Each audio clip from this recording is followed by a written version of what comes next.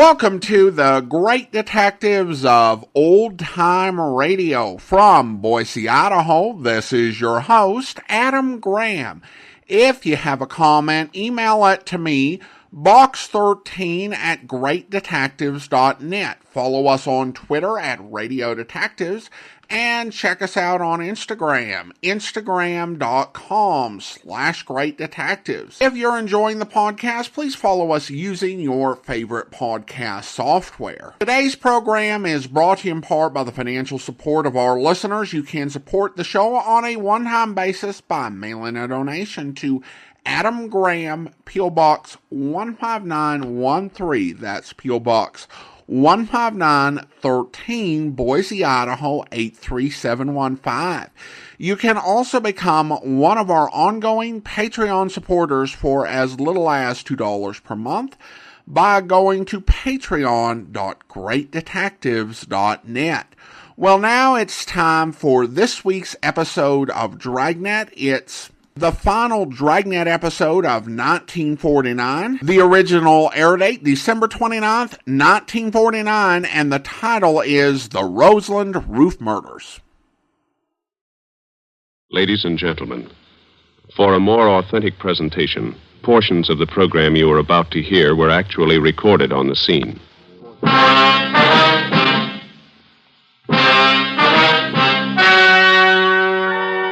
The story you are about to hear is true.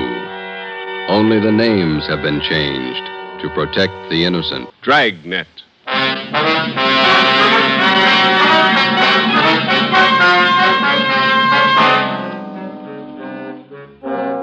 You're a detective sergeant. You're assigned to robbery detail. A gang of hold-up men have been running loose in your city.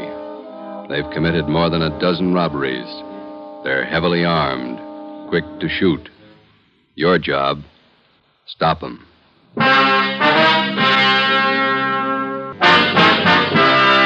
Dragnet, the documented drama of an actual crime.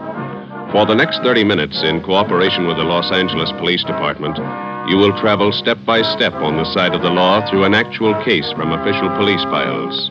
From beginning to end, from crime to punishment, Dragnet is the story of your police force in action. It was Saturday, July 21st. It was hot in Los Angeles. We were working the night watch out of robbery detail.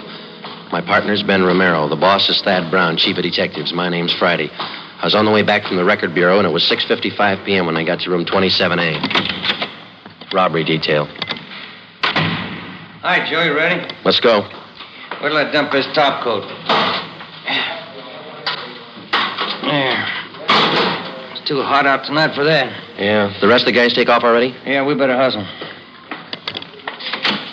How many men are working this thing tonight? Must be at least 50, covering every drugstore in the South Central area. Mm-hmm. Which one did we draw? Naomi in South Alameda, Rex Pharmacy. Yeah. Parking lot across the street. We can cover the pharmacy from there. We better check out a Thompson from the business office first, huh? That's a good idea. We might as well be ready. They are. Who got the tip the gang was moving into the south end of town? Johnny Powers, one of his informants. Okay, here we are. Business office, Blair. Yeah, I'll take care of it. Thanks. Hey, Blair, do you want to check out a Thompson for us? Okay, Friday. Heavy duty? Yeah, kind of. There's a sign-out book. Thank you. Here, you might as well give us a shotgun while you're at it, Blair. Okay. Check these out for an hour. Sounds like a busy night for you fellas. Maybe. Thompson's okay. So the shotgun. Want to sign up for the shotgun, too, Joe? Yeah, okay. One Thompson submachine gun, one shotgun. You got those serial numbers there, Blair? Yeah. Thompson 67811. 67811. Yeah. Shotgun 655228. 5228. Okay. Signed, Joe Friday. Serial number 2288. Ben Romero. What's your serial number, Ben? 2633. Oh, yeah. 33. 6 shells for the shotgun, 50 shells for the Thompson, okay? All right, I'll sign for him. Okay. Gang's pretty rough, I understand. Gun heavy. Yeah, that's what they tell us. Okay. Here's the book, all signed. Okay. Here you go. A lot of firepower there. Yeah, hope you don't have to clean them when we bring them back. We went down to the basement of the city hall, picked up our car, 80K, and drove out to Naomi and South Alameda streets. We located the parking lot and pulled in. There were 4 other cars parked in the lot, so we wouldn't be conspicuous. Ben and I got in the back seat out of the light. From our vantage point, we had a clear view of the entrance to the Rex Pharmacy across the street. We had the shotgun and the submachine gun on the seat beside us. We listened to the calls coming on the radio, and we waited. Interference. 13J, stand by. There's no cooler here than it is in the office. Yeah. Hot and sticky, huh? Yeah. Paper says it's going to be worse tomorrow. Roll down your window, will you, and get some air in here? Yeah, huh? The pharmacy isn't doing much business. Not more than a dozen people in there in the last hour. No soda fountain again. Sure is hot. You have to talk about it, huh? It helped. What time you got? 10 minutes to 10. No smoke? No, thanks. Yeah, I'll get it. That gang's gonna show up here. Wish they'd get it over with. Fellas might have got a bum tip. Well, the gang hasn't missed a weekend for 2 months. I wonder how much time the average cop spends waiting. I don't know. Put it all together, it'd make a fine vacation. What do we do, sit this out till the pharmacy closes? Yeah, 2 a.m. Sure is hot. Yeah. Midnight came and passed. The traffic on South Alameda thinned out. Only an occasional customer entered the pharmacy across the street. Ben kept complaining about the heat. We waited. Well, that's it, Joe. There go the lights. Drugstore's closing. Yeah, the guy's locking the doors. There he goes. We might as well shove off, too. Yeah, let's get in the front seat. There's not much call for this shotgun tonight. There's no use checking it in. Same duty tomorrow night.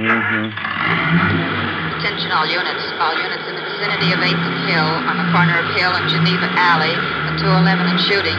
Code 3. Hit the light. Yeah, come on, let's roll.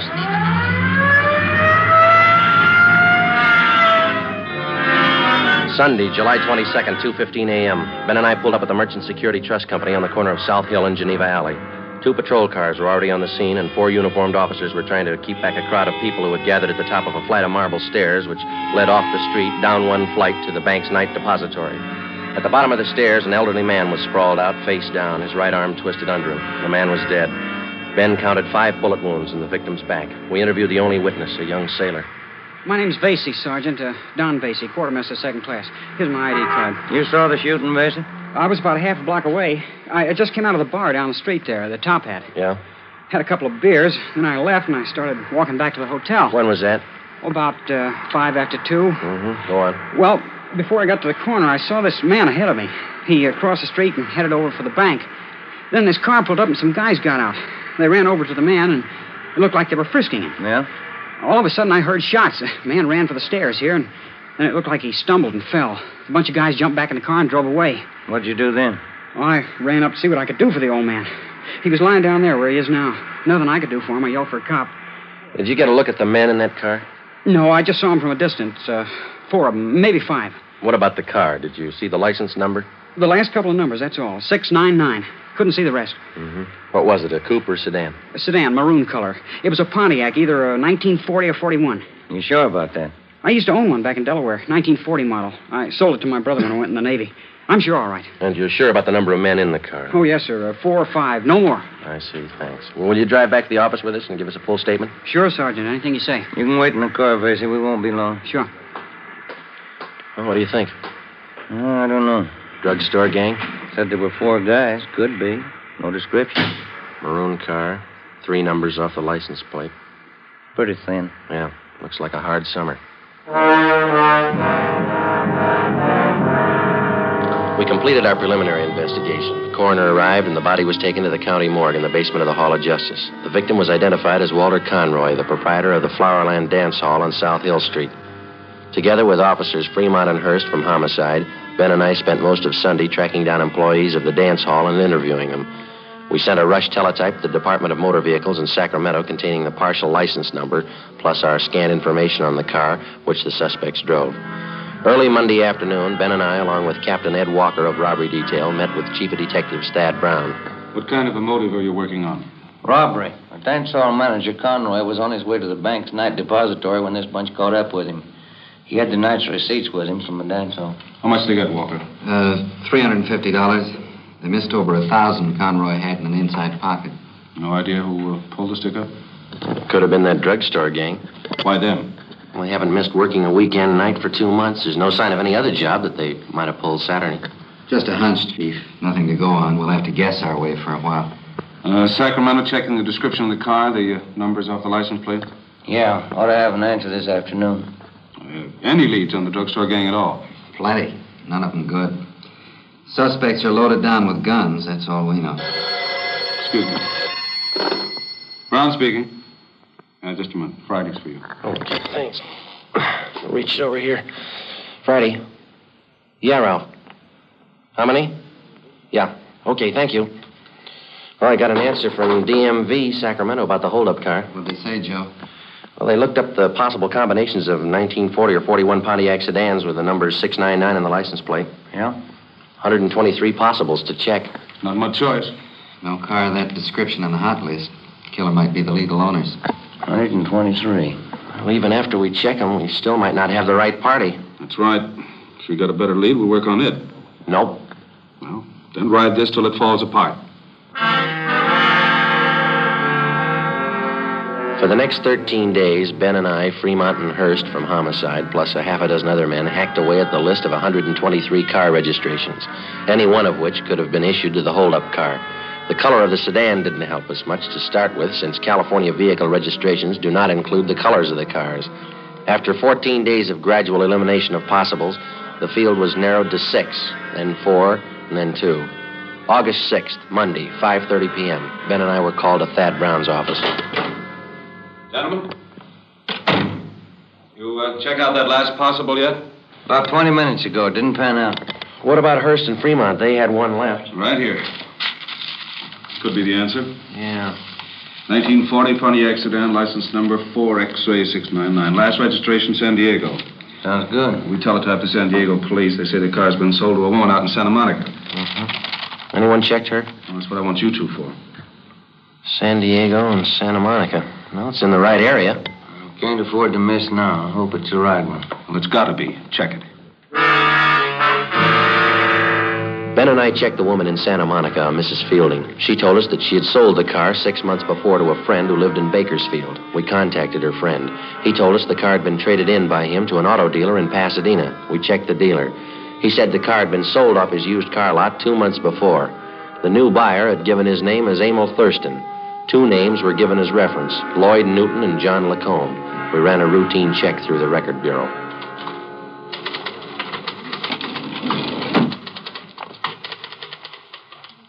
Ran them through, fellas. Here's the packages. Get a make for him? On all 3. What'd you find on Thurston? Let's see. Thurston, 2-time loser, second time up to Q on 5 counts of armed robbery. On parole from Quentin now. How about the other 2? Lacombe, let's see.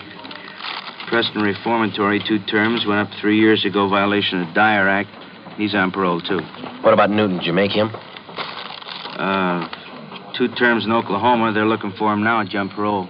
Can I look at that just a minute, Frank? Well, sure. So I have all 3 of them here. Take a look, Ben. Each one of the mama sheets on these 3 guys. Yeah. Now look. Right here under General M.O., see? Mm-hmm. Thurston, heavily armed at time of arrest. Yeah. This one, Lacombe. Huh? Heavily armed. This one on Newton. Same thing. Gun happy. Yeah. Come on. At the time he purchased the car, suspect Emil Thurston listed his home address as 1517 North Hoover Avenue. Previous robbery victims positively identified Thurston and his companions. At 1517 North Hoover, the landlady also identified Thurston and his companions as tenants. She told us they drove a red sedan and they parked the car at a Temple Street garage. An immediate stakeout was placed on the apartment house, and we started to canvass of Temple Street garages from Hoover Avenue down to Rampart Boulevard. At 4 p.m., Ben spotted the car in Donnelly's garage on Temple Street near Michigan Drive. The garage attendant told us that the owner of the car had given his name as Emil Thurston. We showed him the mug shots. Yeah, used to park his car in here a while back. Then he came in yesterday morning with these two guys and said he wanted a paint job. Doesn't look like he needs a paint job to me. They offered me $20 extra if I do it in a hurry. He wants the car painted green. When's he going to call for the car? About 10 o'clock tonight. These jobs take time. He's not going to like it if the car's not finished. He won't like it if it is. Come on, Ben.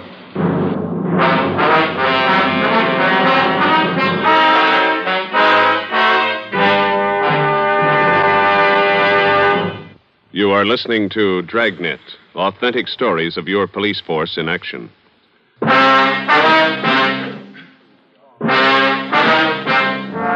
7 p.m. Tuesday, August 7th. Chief of Detectives Thad Brown and Captain Ed Walker swung the entire robbery detail into action. The stakeout at the apartment house on North Hoover continued. An additional detail of men was stationed in a vacant store on Temple Street directly opposite Donnelly's garage. Donnelly's garage was a small family outfit, and the only spot from which we could cover it thoroughly without being seen was from a large paint locker set up against the right wall. The garage man cleared enough room so that Ben and I could fit into the locker in a half-stoop position.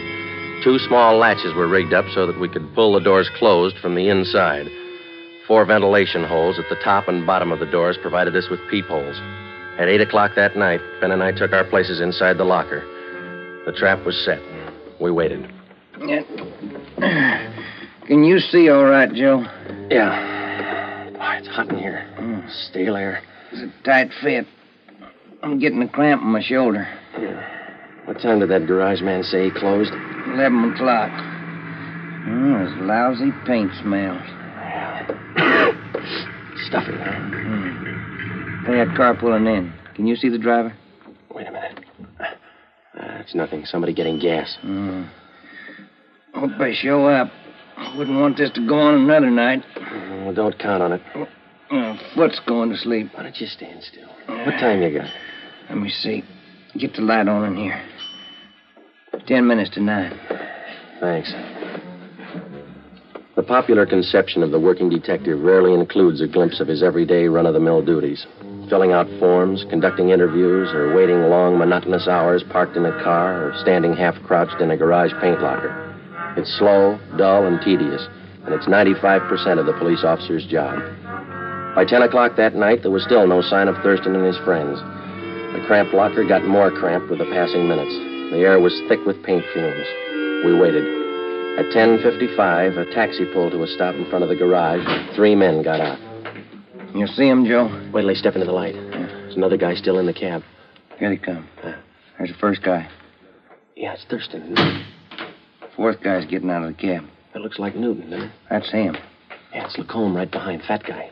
Here they come. They sure do look the part. All right. Unlatch your door, but don't open it. Yeah. Quiet, Ben. What's the matter? That latch is stuck. Wait a minute. Did you get it?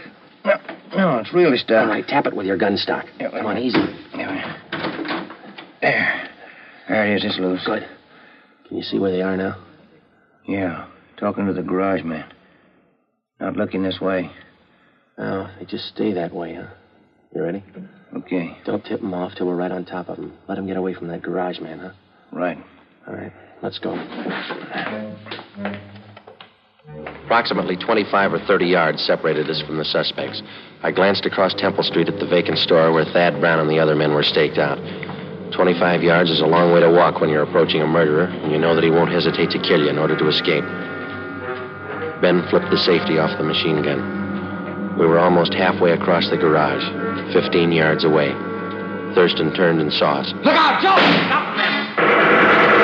I got one of them! They ducked behind the car, went up the stairs. 3 of them. Come on! Hey, where'd they go? Up the stairs.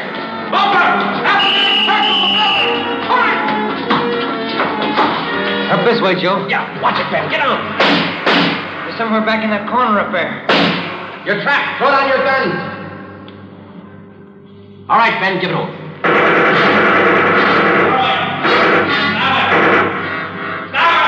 Throw down your guns. Throw them down. 3 of them. 6 of them. All right, now come on down with your hand behind your head. Cover me, Ben. I'll frisk them. Right. You up on the end. Get your hands in the back of your head. All right, stand still. All right, next one. Go on. Clean. All right, look home. Watch him, Joe. All right, you.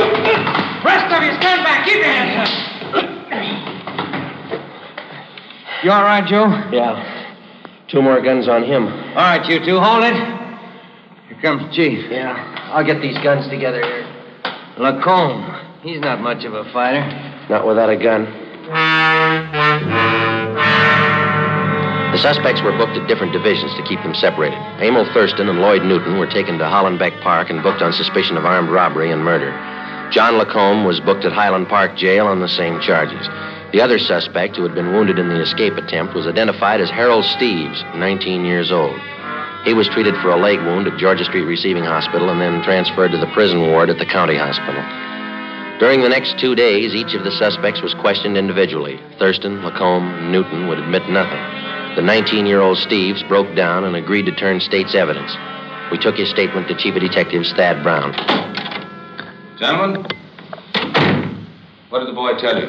Just about everything, boss. They pulled the drugstore holdups and they killed that dance hall owner, Walter Conroy. Which one of them? Well, the kid says Thurston shot him. He says Thurston's the gang leader. Good. You finally got a count on those guns you took off them? Yeah, 12 of them. Each one of them was ready to go, bullet in every chamber. Did you get a complaint from the DA's office yet? They were arraigned. Preliminary hearing set for Monday. Fine. You got them in jail. I'll put them in prison. The apprehension of the criminal doesn't mean the end of a case for a police officer. He spends just as much time helping to convict the criminal after he's caught. Evidence must be gathered and authenticated and presented to the district attorney's office. If confessions are possible, they must be obtained and put in order. The officer must also help out in formulating the case and in testifying at the trial of the suspect. On October 30th, almost 3 months after the Thurston gang was apprehended, they were brought to trial in Superior Court. It was a routine affair. Harold Steves took the stand and told the story of the gang's activities. The victims identified the suspects and testified to the robberies. Both Ben and I took the stand and testified to the arrest and possession of guns by the defendants. We received no cross-examination. On the morning of March 2nd, the case went to the jury. Ben and I had lunch with Lieutenant Rombo from robbery in the City Hall cafeteria, and it was 5 minutes past 1 when we got back to the office. Oh, it sure was good soup today. Yeah, it was a nice lunch. You want to check the mail? I didn't yet. I'll get it. Robbery Friday. Yeah? When? Right. Lacombe and Thurston. They just broke jail. Within 7 minutes, a dragnet for the escaped criminals had been thrown around the entire city. Chief of Detectives Thad Brown directed the operation. At 14 minutes past 1, he called us to the photocopy room. The machines were turning out duplicate mugshots of Thurston and Lacombe for distribution at the rate of 1 every 4 seconds. You want us to stand by, Chief? For the moment, yeah. We got all the help we need on the street. How'd they pull the break, anyway? Slugged the deputy when he brought in their lunch. Used a steel leg from one of the benches in the prisoner's tank. Yeah? And they beat the deputy right into the ground, but he held on to Newton. He didn't get away. Well, how'd Thurston and Lacombe ever get out of the building? He's a real freak. They slugged the elevator man and got down to the basement. Right then, an ambulance crew was wheeling a body in the morgue. The attendant left the ignition keys in the ambulance. Shouldn't be too rough to track them if they're in an ambulance. Tougher than you think. How's those copies coming, Frank? Fast as we can make them, Chief. Have another batch for you in a minute. You had any reports at all yet, boss? Couple. They're moving fast. Frank, you want to get that? I can't see in this dark room. Yeah, I'll get it. Yeah? Chief Brown in there? Yeah, Ed, come on in. Now, Walker, what do you got? Kill that dryer, will you? Oh, yeah. Now, what do you got? Gas station out on Sunset. Lacombe and Thurston just held it up. We picked up our car in the City Hall garage and drove out to the service station on the corner of Sunset Boulevard and Lorraine Drive. Detectives Ruiz and Stromwall from robbery were already on the scene. The 2 escapees had abandoned the ambulance there, robbed the station of $56 in currency, and stolen a 1938 gray Packard coupe, license number 7 Robert 6336. We left the station and started to cruise the area. It was 1:55 p.m. Attention all units, attention all units. Get it up, Joe. 5380 North Sunset at 211 in progress. 6380 North Sunset, a 211 in progress, code 3. This is the 6100 block. Yeah, come on. At 6380 North Sunset. Yes, lucky. Maybe. Push it. Hey, that car pulling out up ahead there. The gray coupe. Wait a minute. 7 Robert, that's them. Lights changing. They can't make it. They're going through. They're skidding. They hit the lamppost. Broke it off. All right, pull up. Come on. Right. All right, let's go. Lucky if I live through this one. Yeah. All right, come on. Help me with this door. Yeah, Come on, pull. All right, can you take him? Yeah. I'll get Lacombe. You look okay? Yeah. Get Thurston out of here. All right. Come on, you. Come on. All right, Lacombe, come on. Then I'll give you a gun. I'll kill you. Oh, sure you will. Come on. I'll kill you. All right, don't try to walk. How's Thurston, Ben? Seems okay. Couple of scratches. All right, sit down over there. Lacombe slugged the guard. It's funny. They don't look very tough. They can't play their part. They haven't got their guns.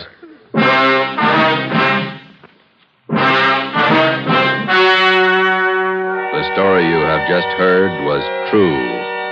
Only the names were changed to protect the innocent. On March 3rd, 1947, trial was held in Superior Court, Department 91, City and County of Los Angeles, State of California. In a moment, the results of that trial.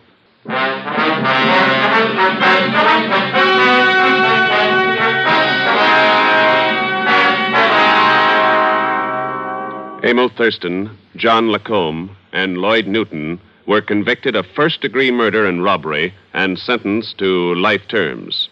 For turning state's evidence, 19-year-old Harold Steves received special consideration.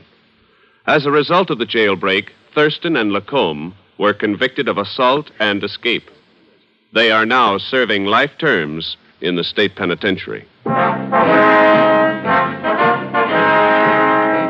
You have just heard Dragnet, a new series of authentic cases from official files. Technical advice for Dragnet comes from the Office of Acting Chief of Police W.A. Wharton, Los Angeles Police Department.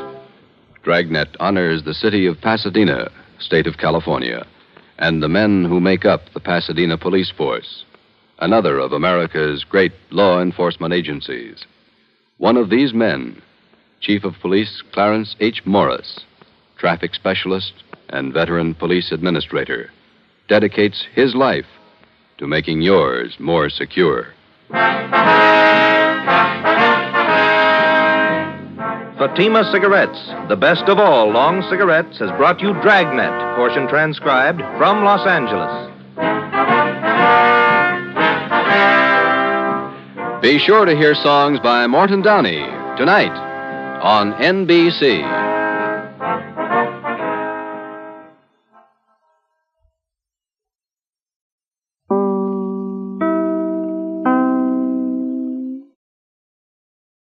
Welcome back. The use of recordings at the scene is a unique occurrence in Dragnet. I don't think it was ever done on radio again. I remember the first time we played this episode back in 2007 with a lower quality recording, there were parts which were virtually unintelligible. We've got better quality recordings here, so I think this sounds rather good, but you could imagine a similar effect if someone were listening to this on a radio set and there were any trouble with reception. Overall, this episode may have some of the best contrast of the mundane, ordinary police work and the exciting stuff that you'll hear on Dragnet. We move from laborious searches through automobile records and sitting in a paint shop waiting for criminals to show up to shootouts and then typical pre-trial and trial preparations followed by a jailbreak and a car chase. What Dragnet does really well is acknowledge the mundane and the role of tedium in police work. And that in turn tends to make the exciting parts really stand out. Well, now it's time for listener comments and feedback. And we start over on Spotify, where Dino writes, in regards to the death penalty commentary, I think it is also to note how swiftly the death penalty was carried out back then. The cases presented so far are resolved within a few years. Thank you, Dino, and I hope my reading did your justice. Then we have a comment from Daniel regarding the garbage chute murders. The end of today's Dragnet was insane. I don't think I've ever heard a more intense city shootout. And then we have a review on the Apple Podcast Store regarding our Sherlock Holmes feed. I enjoy hearing Adam recall the histories of the actors and productions. Really brings these Golden Age recordings to life. And that's from a listener in Great Britain. Thank you so much. Appreciate you taking the time to review the podcast. Well, now it's time to thank our Patreon supporter of the day. And I want to go ahead and thank James. James has been one of our Patreon supporters since July 2022, currently supporting the podcast at the Detective Sergeant level of $7.14 or more per month. Thank you so much for your support, James. And that will do it for today. If you're enjoying the podcast, please follow us using your favorite podcast software. And be sure to rate and review the podcast wherever you download it from. Join us on Public Domain Video Theater tomorrow, where we will be presenting Sheriff of Cochise. You can find that at videotheater.greatdetectives.net, over on our YouTube channel at youtube.greatdetectives.net. And on the podcast feed, we'll be back next Saturday with another episode of Dragnet. But join us back here tomorrow for our first listener support special of the spring, where... And that's why I say there was something phony going on. The odds were all on McCoy. Everybody was picking McCoy, but Flash Curran and his mount were backing Miller. That doesn't sound right to me. No, it don't sound right. And then neither Manny Moritz or the others behind McCoy's corner were looking as happy as they should have been. Hey, do you think that... Calling Captain Roberts in car 42. Captain Roberts in car 42. Ambulance follow-up to the garden back in the training quarters. That is all. I don't think anything. I know. Cut around the corner here to the dressing room. Unless I miss my guess, there's a little show going on back there, and we don't want to miss it.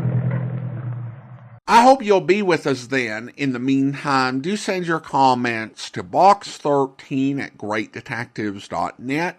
Follow us on Twitter at Radio Detectives and check us out on Instagram, instagram.com/greatdetectives.